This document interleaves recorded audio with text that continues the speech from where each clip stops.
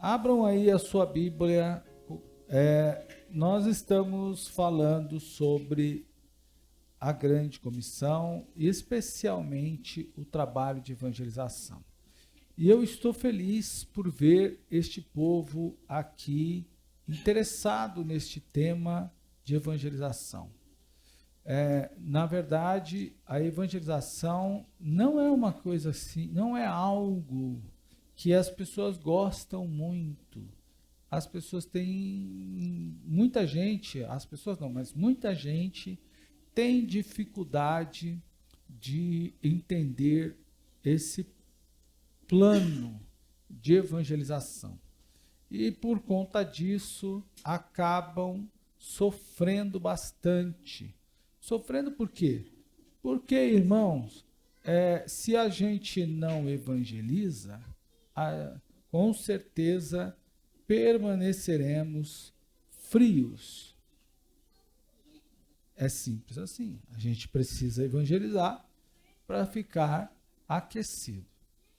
Então, muita gente acaba tendo dificuldade com essa questão da firmeza da evangelização, da firmeza na fé, e isso acaba dificultando bastante, porque acaba sendo bastante difícil porque muitos irmãos não evangelizam e não entendem essa questão. Então hoje a gente vai abordar mais um pouquinho esse tema tão importante para todos nós aqui e avançar no processo de evangelização da igreja. Pastor, por quê? Porque a igreja precisa cumprir a sua missão. A igreja tem o dever de cumprir a missão. Não é uma vaidade da igreja evangelizar. Não é uma opção da igreja evangelizar. É uma missão. É um dever. E como um dever, a gente precisa cumprir. Então, nada melhor do que fazer um trabalho e fazer o trabalho bem feito. Lucas capítulo 10. Sentado como estamos, vamos ler. Acompanhe comigo Lucas capítulo 10. Todos se encontraram? Diz assim o texto.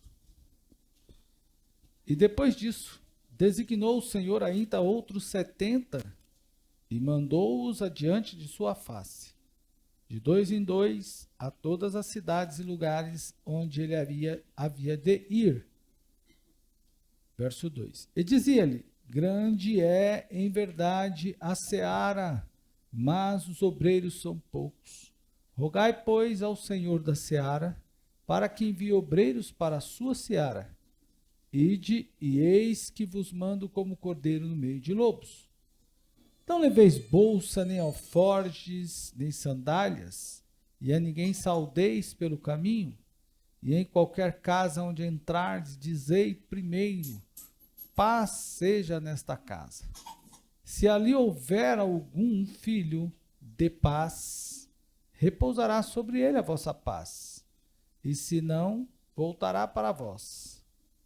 E ficai na mesma casa, comendo e bebendo do que eles tiverem, pois digno é o obreiro de seu salário.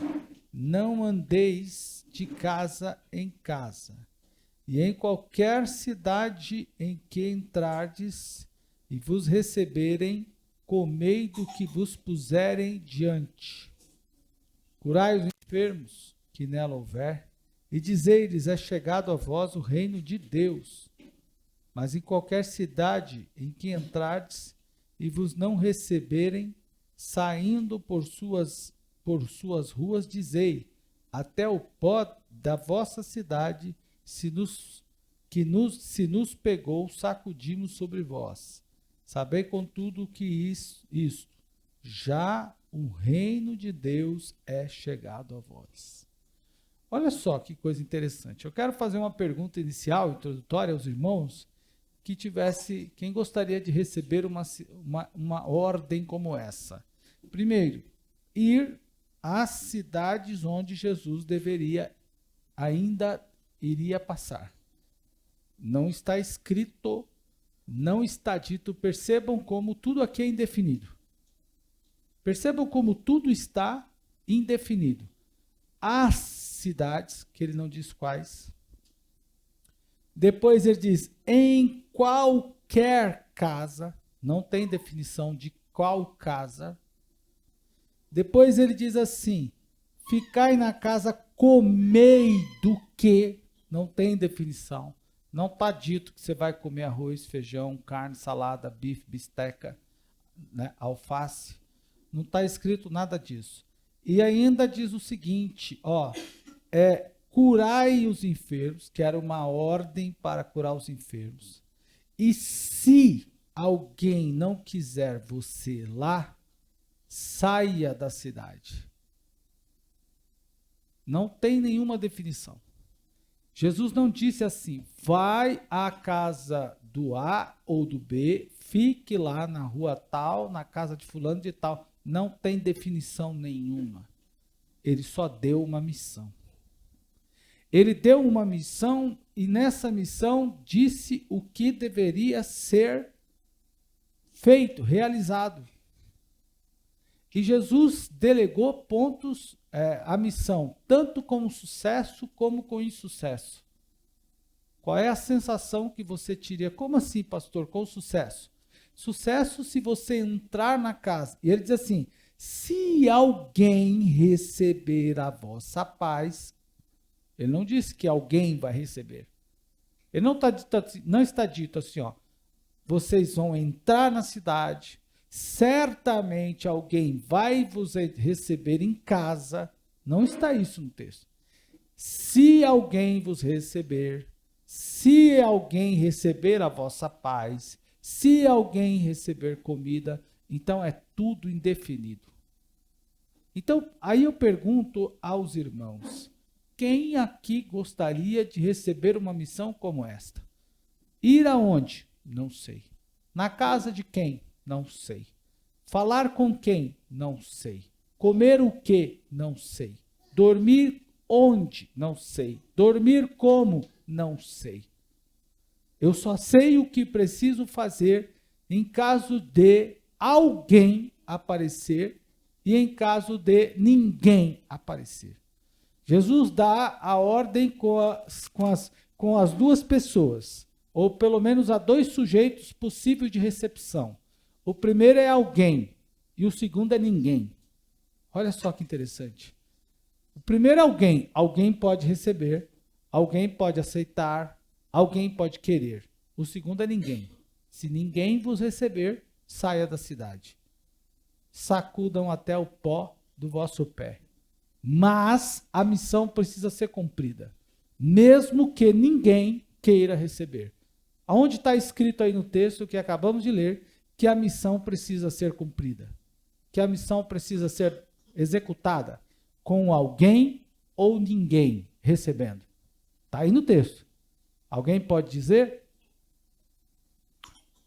Alguém pode dizer?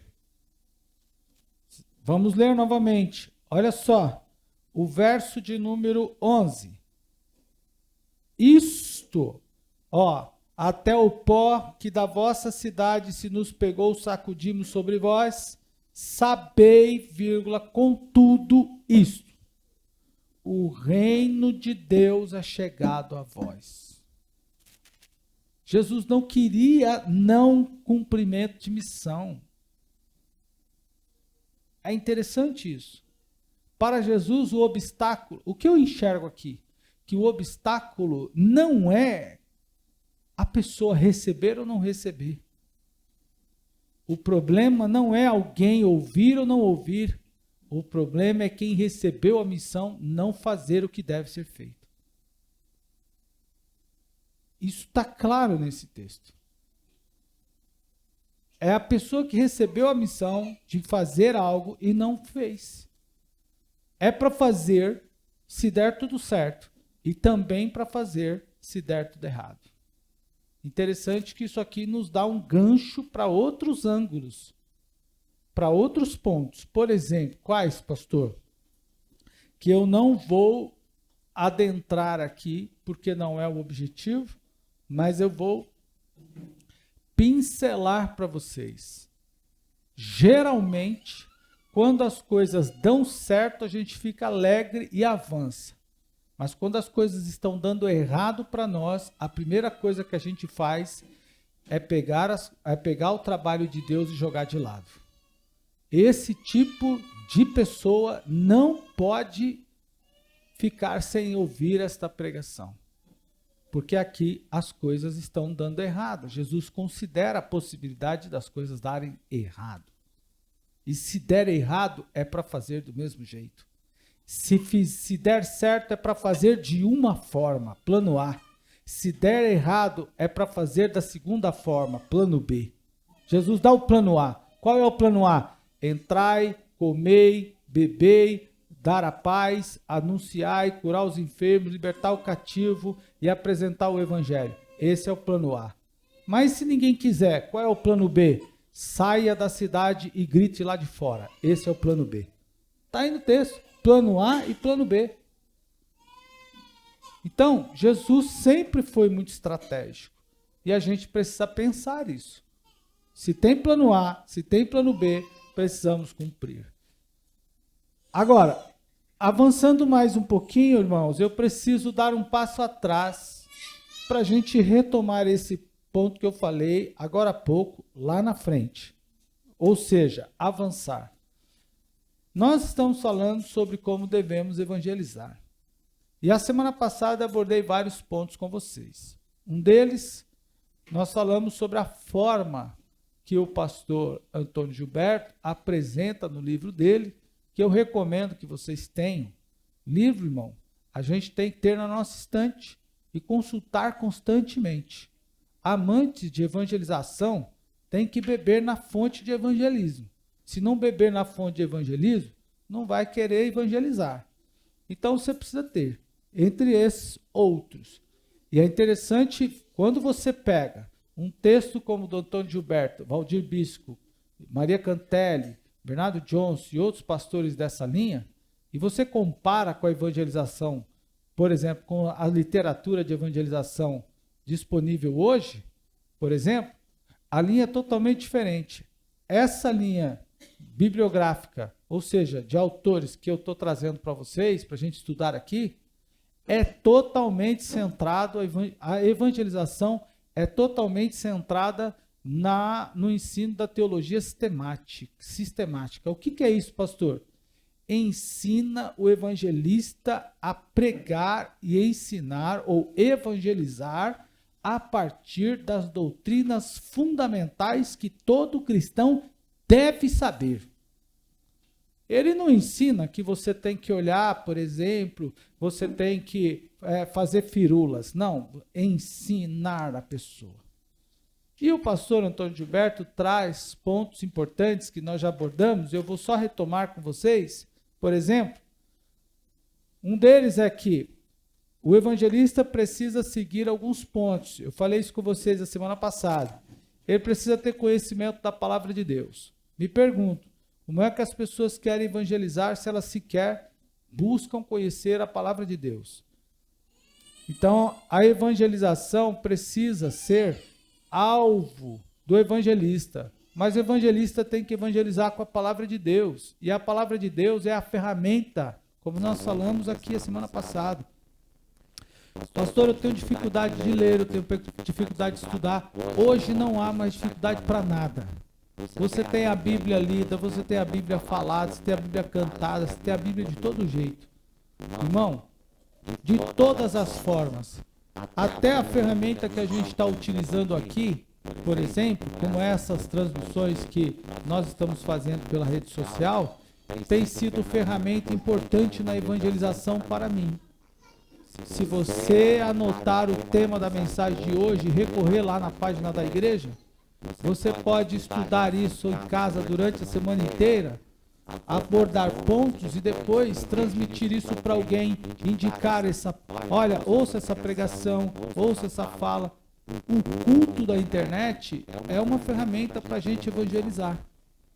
É uma ferramenta, e a gente precisa saber disso.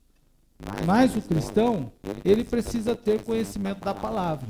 Falei também que ele precisa ter uma vida exemplar. Além disso, também disse, e agora, melhor dizendo, dou enfoque a esse ponto, ele precisa ter aprendido com o maior evangelista da história. Para ser um bom evangelizador, a gente precisa seguir o modelo de Jesus. Não podemos evangelizar fora do modelo. Qual é o modelo? Se eu tenho que fazer um trabalho, eu preciso seguir o modelo. E o modelo é Jesus. Jesus evangelizou da forma mais importante que a gente pode falar. Qual delas? Eu abordei semana passada. Ele, por exemplo, demonstrou amor, sacrifício. Ele foi ao encontro. Ir de encontro é diferente de ir ao encontro. Quem vai ao encontro não vai para fazer confronto. Por exemplo, vou ao encontro da irmã Cida que está em tal lugar, porque de lá temos um compromisso. Então eu vou ao encontro dela. Vou de encontro com a irmã Cida é porque eu vou confrontar com ela.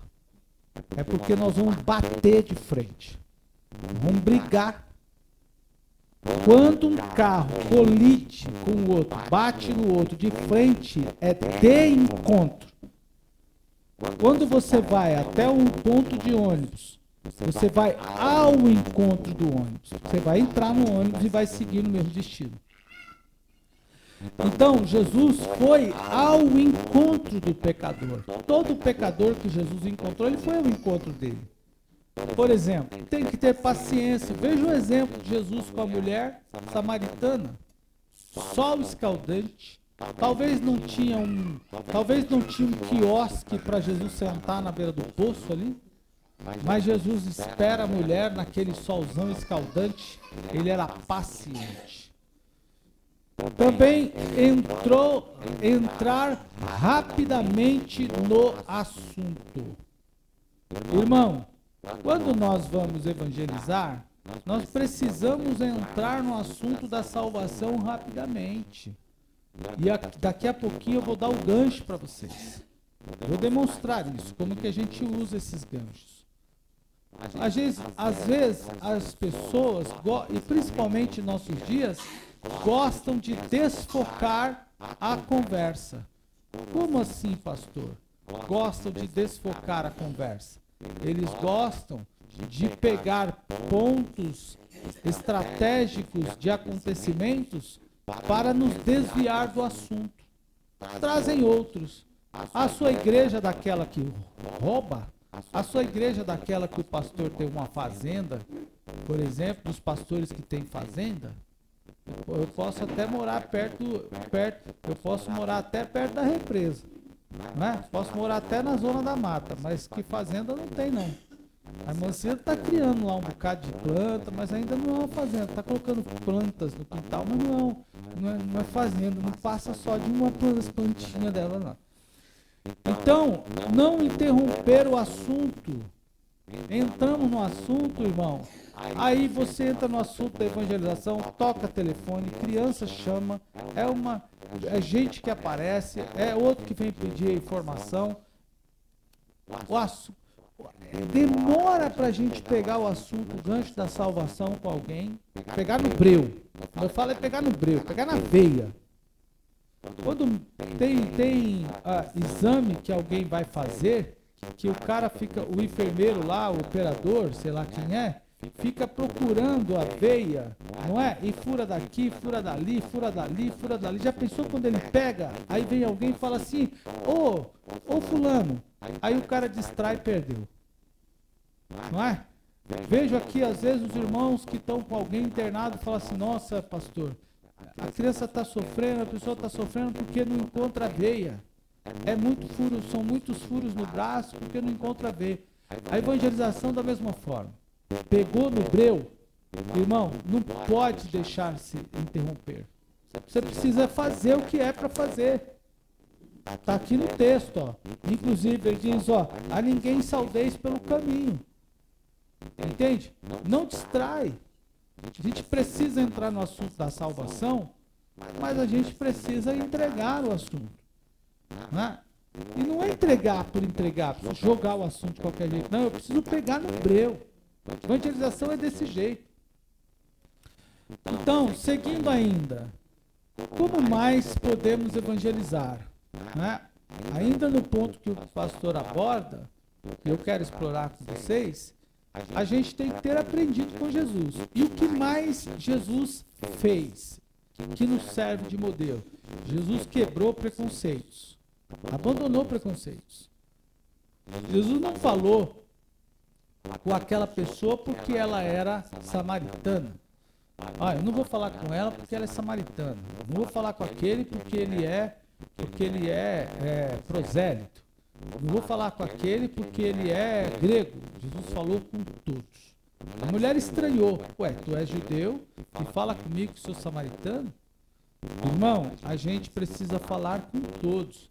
E aqui eu abro um parêntese para dizer aos irmãos que não gostar de uma pessoa, não ter afinidades com uma pessoa, não me obriga a ser sem ou a praticar um ato de deseducação. Uma coisa é eu não gostar de alguém, outra é eu praticar um ato de má educação, deseducado. Eu cumprimento todo mundo, mas porque eu não gosto do Adalberto, eu deixo o Adalberto sem cumprimentar. Ué, eu não tenho amizade com o Adalberto. O Adalberto falou mal de mim, o Adalberto me provocou e coisa e tal, toda aquela coisa arada.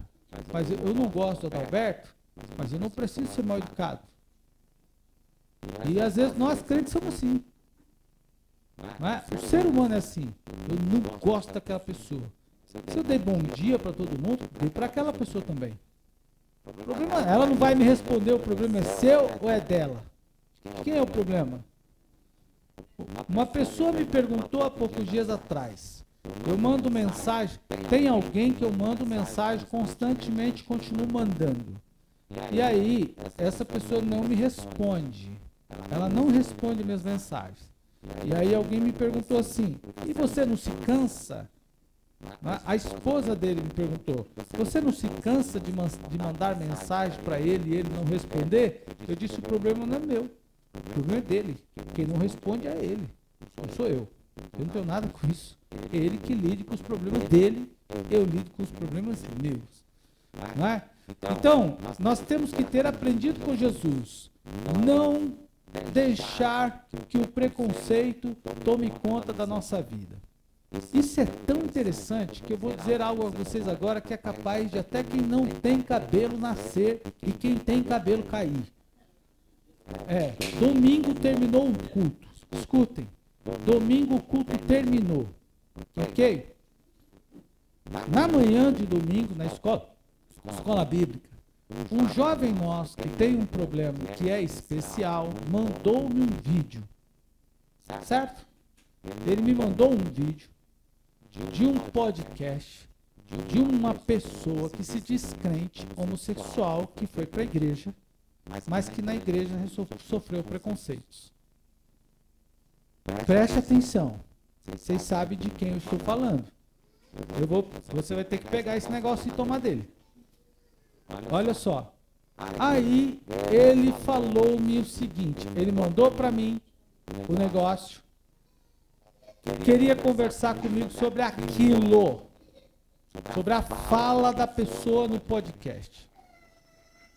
Domingo à noite, quando terminou o culto, ao terminar o culto, ele veio aqui novamente e disse assim, me explica, pastor, por que esta mulher ou esta pessoa está dizendo que foi maltratada na igreja. Eu estou aqui há tantos anos. Tem noção de que isso aconteceu domingo aqui após o culto? Ele perguntou, há algum problema, por exemplo, com esse grupo de pessoas e com a igreja? Vocês imaginam que ele perguntou isso para mim domingo? Pois eu fiquei aqui fazendo um culto de explicação para o nosso jovem Mateus. Olha como a pessoa quer entender. E aí eu expliquei. Depois que eu expliquei, ele fez a seguinte pergunta: então, é errado maltratar alguém nessa condição que vem para a igreja? Aí eu expliquei que sim. Ele, posso fazer mais, porque ele faz, posso fazer mais uma pergunta? Eu disse, pode. Ele disse, e se acontecer o contrário? A pessoa vir e maltratar a igreja? Eu não te contei isso, né? Esqueci. Hã? Veja como ele foi. Vejam como ele foi fazendo perguntas. Irmão, então, eu fico pensando, esse rapaz, provavelmente, ele está interessado em conhecer. Então, a igreja precisa aprender a se dar com todos, né? Se relacionar com todos. A igreja não pode, o evangelista não pode se afastar do assunto da salvação, mesmo que o evangelizado queira criar caminhos, a gente não pode se afastar dele. Também não podemos esconder do pecador que ele é pecador. Não, olha, você é uma pessoa bacana, Deus gosta de você. Olha, vai ser o pecado. Não, fica tranquilo. Irmão, todos pecaram e destituídos foram da glória de Deus. Precisa ter certeza, a Bíblia não diz que alguns pecaram. Também não diz que muitos pecaram. A Bíblia diz que todos pecaram.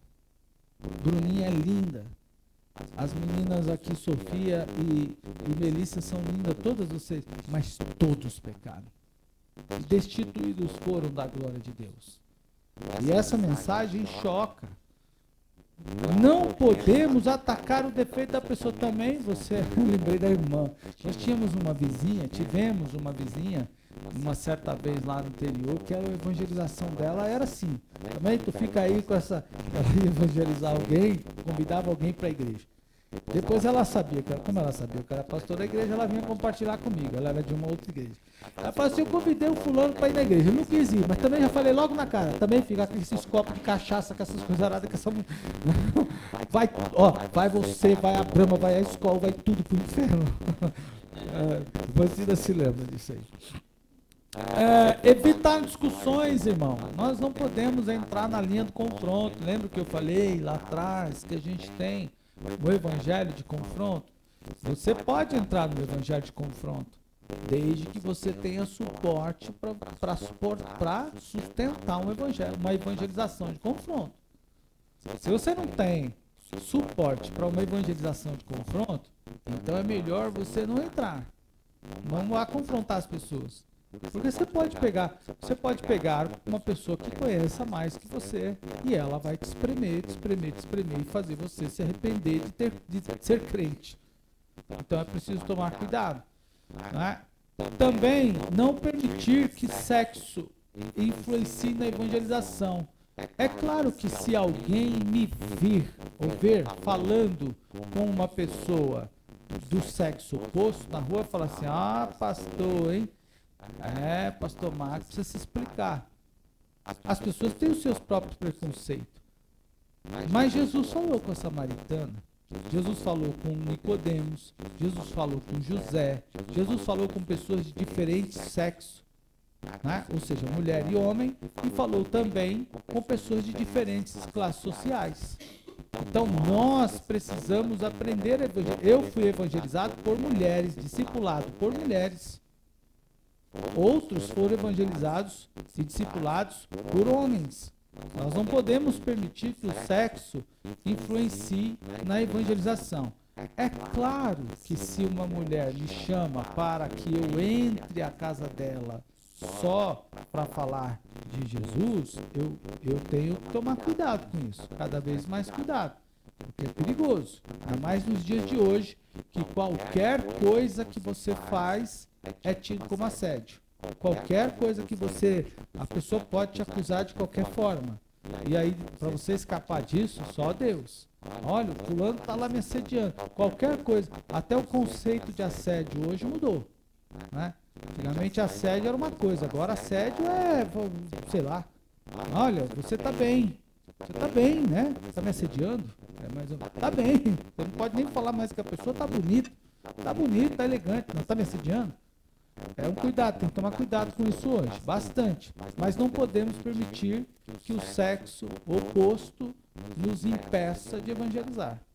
Nós temos uma missão a cumprir. Também precisamos orar sempre. Evangelização sem oração não funciona. E eu vou desmembrar essa oração daqui a pouquinho. Temos que ter fé que o que funciona é a palavra de Deus.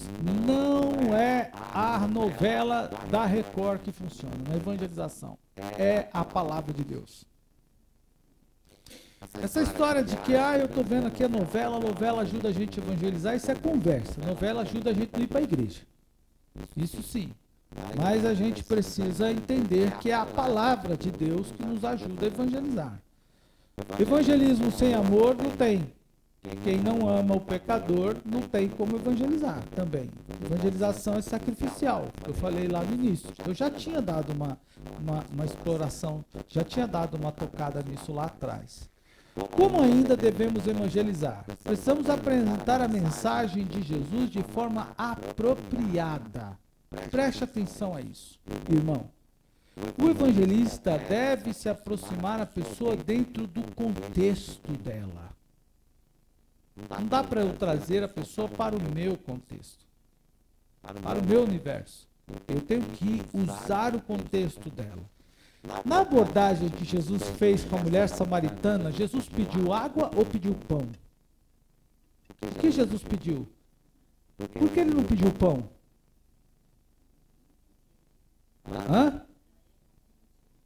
Porque ela estava indo buscar água. Olha como ele é o modelo. Então, nesse exemplo da samaritana, Jesus pede água. Ele busca o assunto com a mulher dentro daquilo que ela estava fazendo. Olha que coisa fantástica.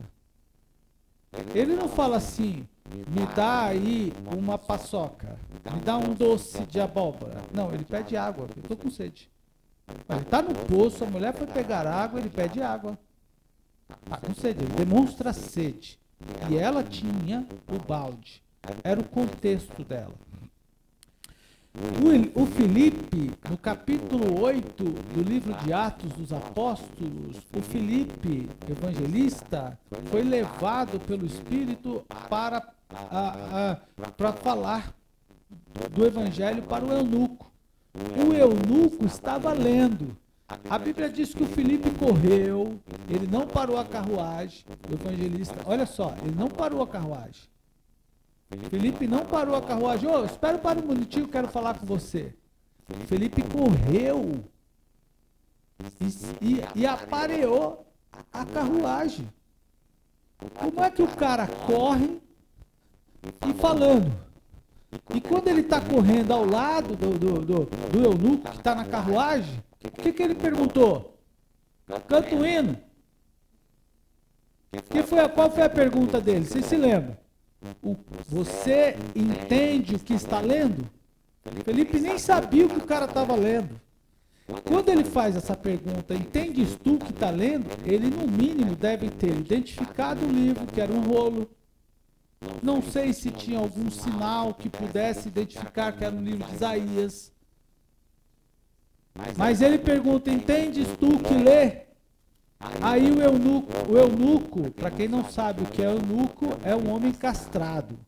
Eunuco era um homem que cuidava da esposa de uma autoridade. Então, esses homens eram castrados, né? Por isso que eles eram eunucos. E aí o eunuco diz assim, como é que eu vou entender se ninguém falar, se ninguém me explicar? Aí o Filipe ainda correndo, eu posso ensinar você sobre isso. Aí a Bíblia diz que o eunuco deu a mão para ele, ele subiu na carruagem e passou a explicar. Para o doutor da lei, que a Bíblia diz que Jesus abordou o doutor da lei, Jesus não pediu para ele cantar o hino. Jesus também não pediu para ele cantar para ele fazer uma oração. A Bíblia diz para Jesus perguntou para o doutor da lei, lá no livro de Lucas, no capítulo 10, o que está escrito na lei? Olha como Jesus abordou o doutor da lei com aquilo que ele mais entendia, era o universo dele, a lei.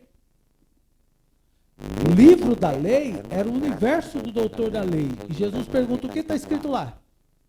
Aí o doutor da lei foi falar, e Jesus disse, e aí passa então a acontecer a evangelização.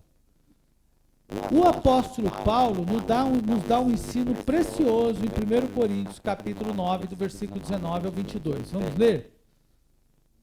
O apóstolo Paulo nos dá um ensino precioso também, entre outros, é claro, em 1 Coríntios, capítulo 9, do versículo 9 ao 19 ao 22.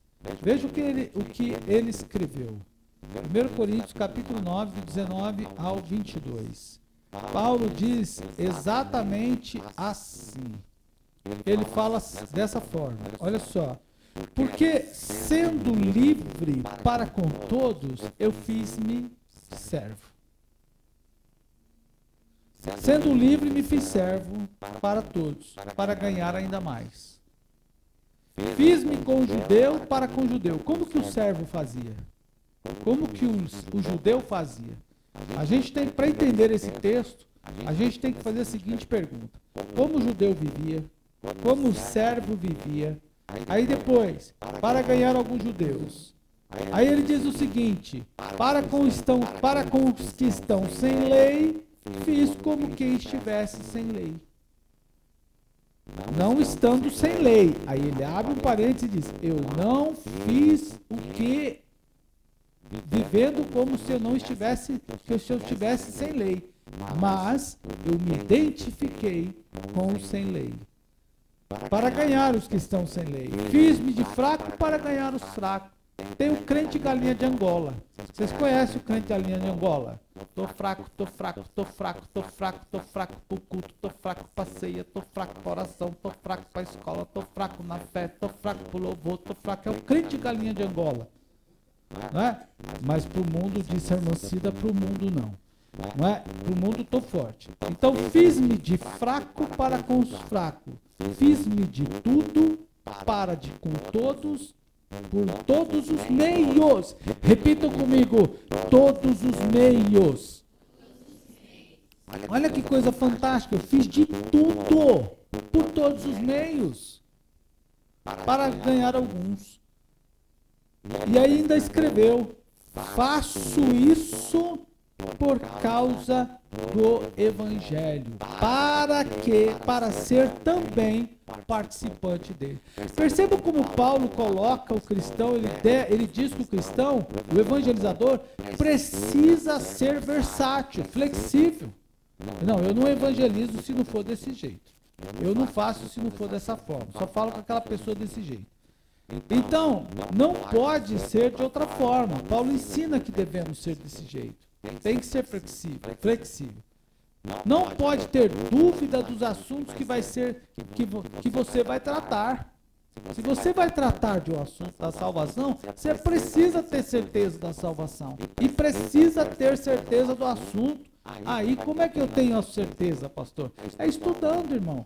É por isso que é importante o culto de ensino, é importante a teologia, é importante a escola dominical. Para você saber transitar pelos assuntos.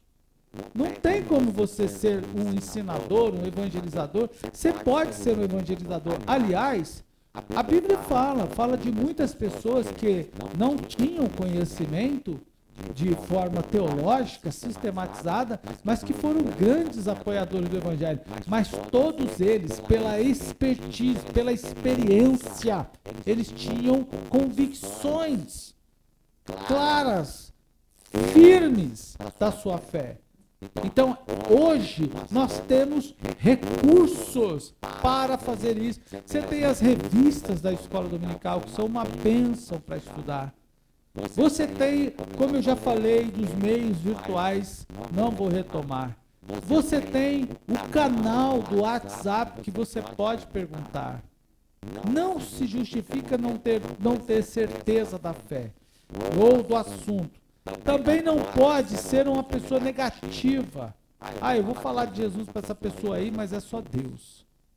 Não é? É só Jesus na vida dessa pessoa aí. Claro que é só Jesus na vida dela e na minha também. Não é? Precisa dar ênfase a Jesus. O foco da nossa evangelização é Jesus. Ninguém mais, nada mais. Bom, como devemos evangelizar ainda? Podemos evangelizar e devemos evangelizar da seguinte forma. Como? Por meio da oração. Olha aqui para mim. Tem gente que vai e tem gente que empurra quem vai. Como assim, pastor? Tem gente que vai, ele vai dar as caras lá, ele vai evangelizar, ele vai abrir mão da vida, como eu estou aqui. Eu não estou aqui porque isso é bonito. Eu não estou aqui em São Paulo porque gosto de São Paulo. Estou aqui em São Paulo por causa do Evangelho de Jesus. Porque ele me colocou aqui e ponto. Se não fosse essa causa, eu não estaria morando aqui, não teria conhecido muitos dos irmãos. Estou aqui porque Deus me trouxe para cá. Então, tem gente que vai, tem gente que não vai. Mas quem não vai, pode orar, por exemplo. Então, como é que você pode apoiar a evangelização? Orando, mas orando mesmo. Não é orando, dizendo que vai orar e não orar, orando mesmo. Orando pelos que estão fazendo. Então, é importante que você ore por mim, que estou evangelizando. Ore pelos irmãos que estão fazendo missão fora do país. Né? Estão no meio da Amazônia. Quantas igrejas, missões evangélicas, quantos irmãos vocês acham que agora estão nos barcos na ribeirinha, estão morando dentro dos barcos agora? Hein, irmão? Tem muitos irmãos. E não são pessoas desempregadas, ocupadas, falidas, fracassadas. São gente que abriram mão. Então, gente, eu vi uma pregação uma certa vez, que eu quero repetir aqui a você. Deus não chama pessoas fracassadas para fazer o seu trabalho. Deus chama pessoas do sucesso, pessoas de sucesso, mesmo que o sucesso dele seja o menor possível do ponto de vista de qualquer outra pessoa. Mas Deus chama as pessoas que são de sucesso para fazer trabalho de sucesso. A igreja não é um cabide de emprego, mas tem muita gente que abriu mão da vida profissional, abriu mão do escritório, abriu mão do trabalho para viver as missões, para viver como pregador da palavra de Deus, o que muita gente desvaloriza, infelizmente. Você também pode orar, por quê? Para que Deus levante outros evangelistas. Então, primeira oração, você ora, estou desmembrando a oração agora. Você ora pelos que foram. Você tem que orar pelos que foram. A igreja precisa orar por mim, por exemplo. Diariamente, eu e a Mancida recebemos inúmeras ligações, inúmeras perguntas, inúmeras falas dos irmãos, pedindo conselho, orientação, por exemplo. E não é só da igreja, é de fora também, de outras igrejas, que nos procuram até mesmo para que a gente possa conversar. Então a gente precisa orar para que Deus, pelos que foram, e orar para que Deus levante outros. Volta e meia, eu publico, e o Facebook nos ajuda.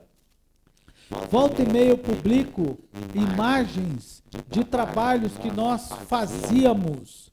Olha, irmão, Facebook nos ajuda agora.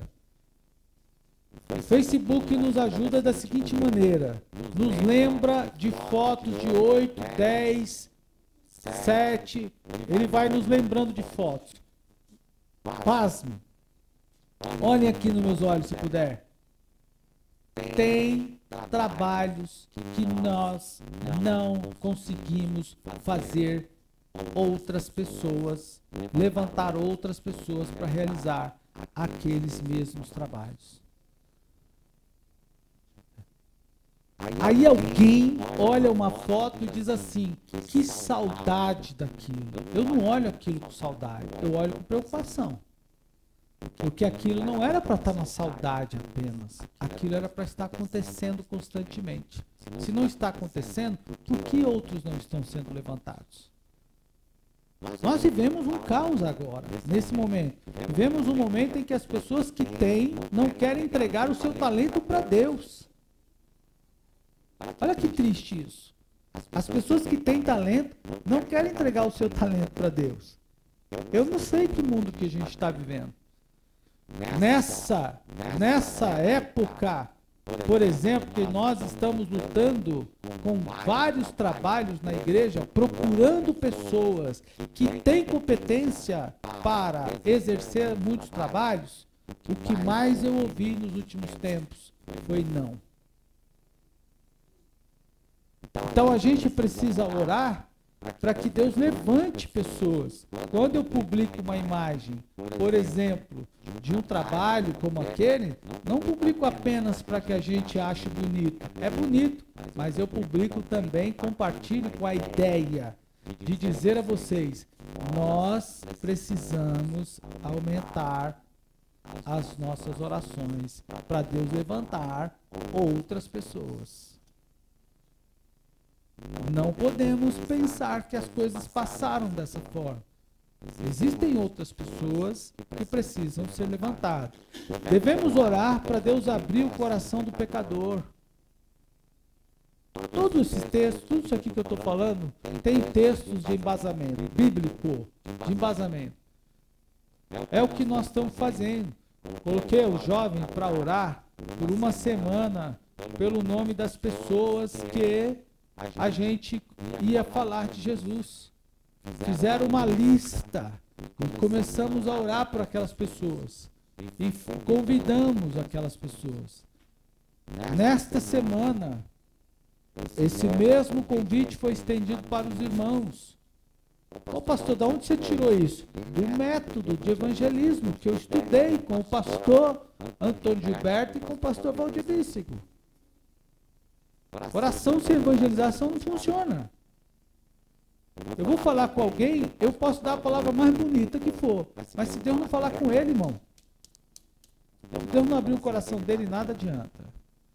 Também preciso orar para que Deus firme os novos convertidos. A gente evangeliza a pessoa, irmão, olha aqui, batizamos várias pessoas aqui na igreja e parece que as pessoas foram batizadas e saíram, não voltaram mais depois do batismo, algumas.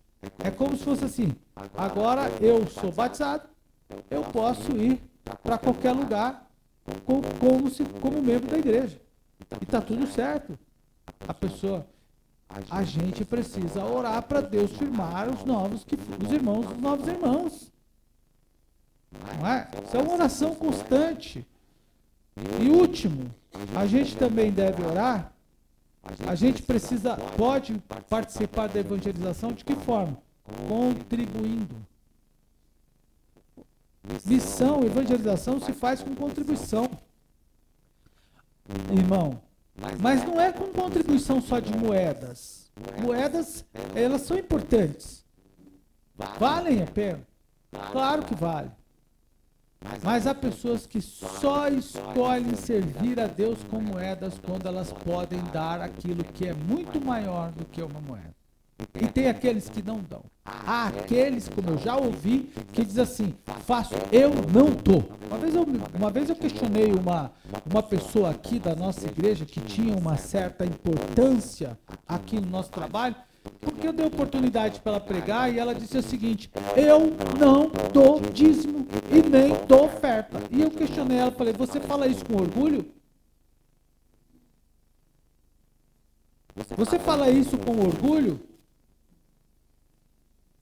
É um orgulho falar que não é?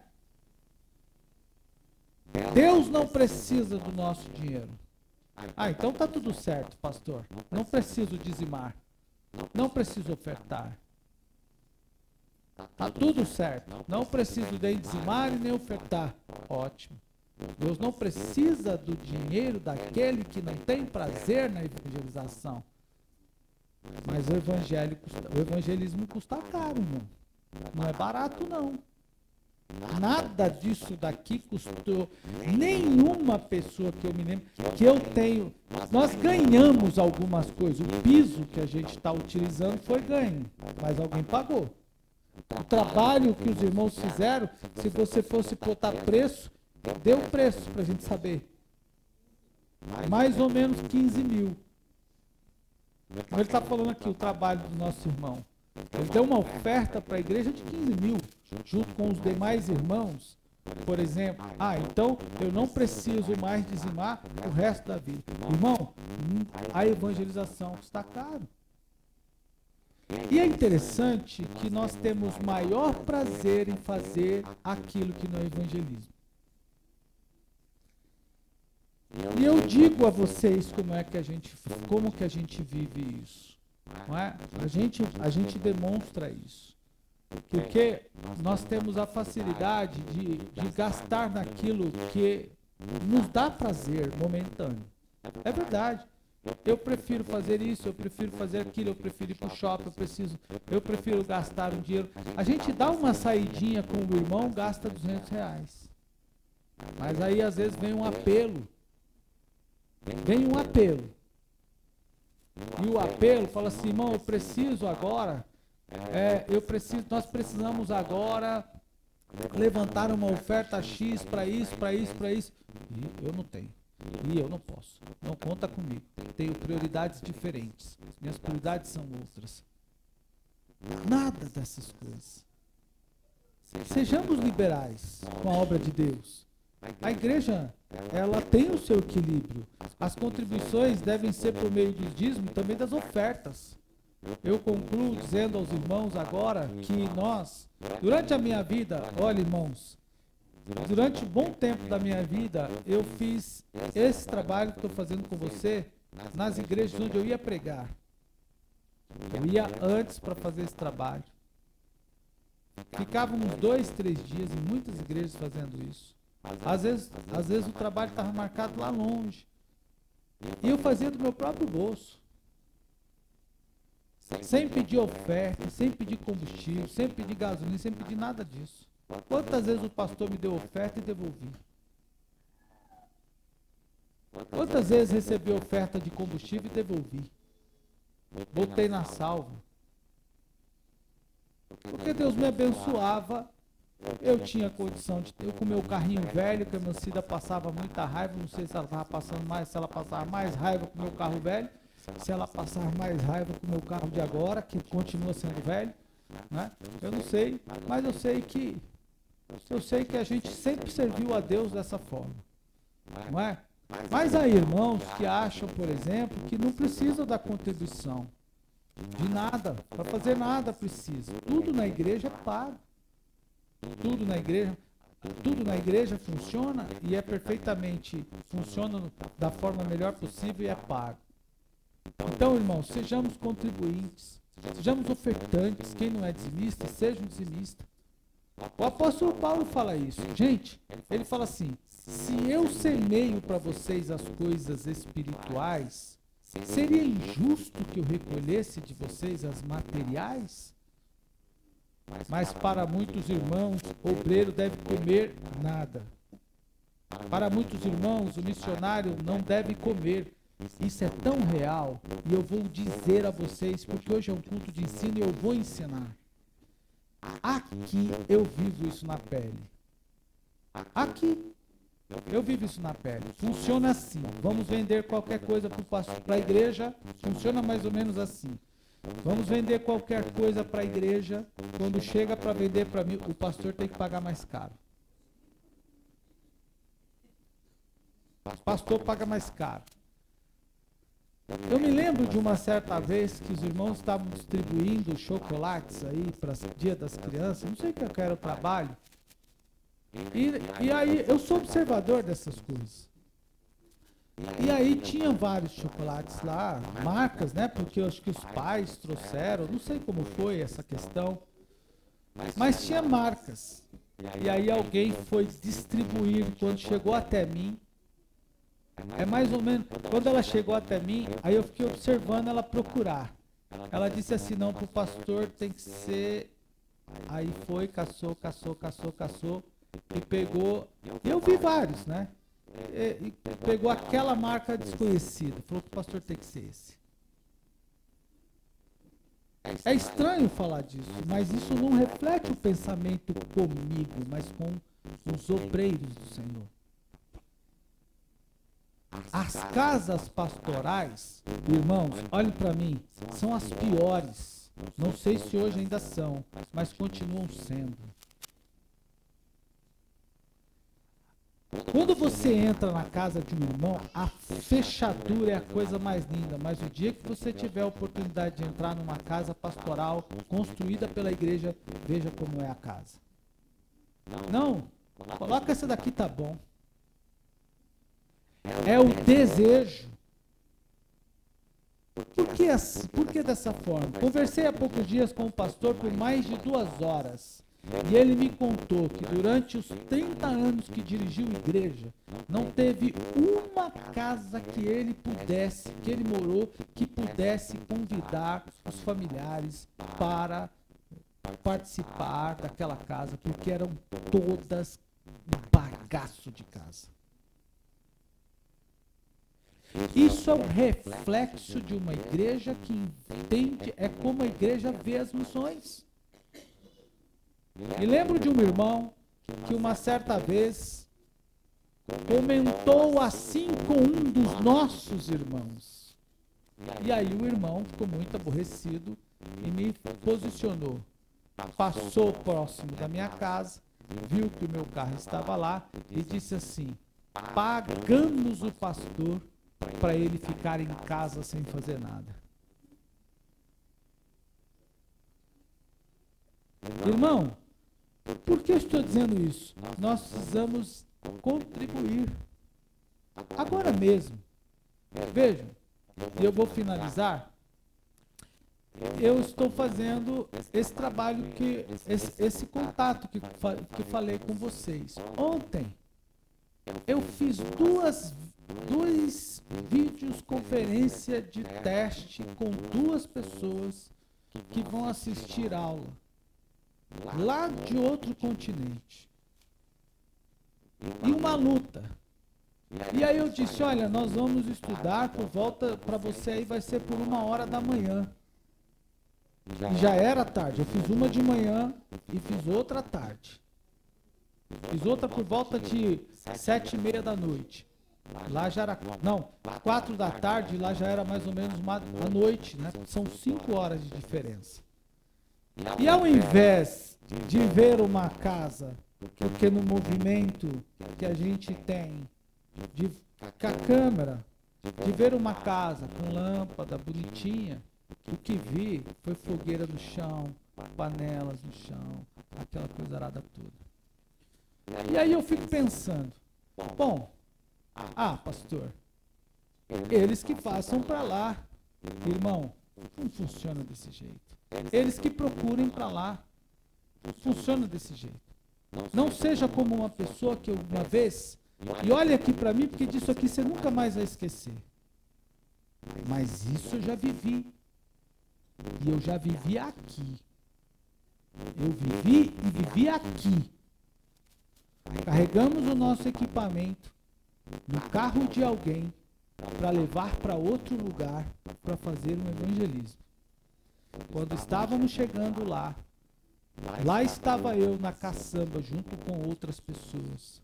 O dono do carro que era crente, o dono do carro que também era crente, me chamou à janela e como eu estava próximo, baixei o ouvido ali e disse assim: por que você não evangeliza dentro do seu espaço? Por que você não evangeliza dentro do seu espaço? E eu disse assim: você deveria ter me dito isso quando eu pedi para você pegar o instrumento da igreja e colocar no teu carro.